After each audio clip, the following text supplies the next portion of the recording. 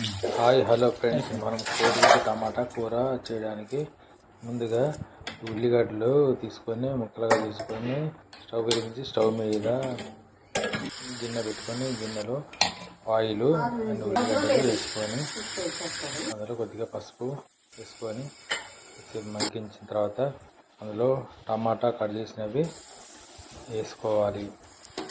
టమాటా వేసుకొని అందులో మసాలా కొద్దిగా ఒక స్పూన్ నుండి వేసుకోవాలి. వేసుకున్న తర్వాత కోడిగుడ్లు కొట్టి ఆ గిన్నెలో వేసుకోవాలి. వేసుకున్న తర్వాత ఒక్క నిమిషం మగ్గాలి.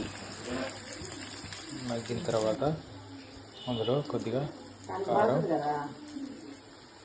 మరియు కొద్దిగా సాల్ట్ మసాలా వేసుకొని తిప్పుకొని ఒక నిమిషం మగ్గిన తర్వాత అందులో కొత్తిమీర పైన లైట్గా చల్లుకొని మూత పెట్టుకొని దింపేయటం.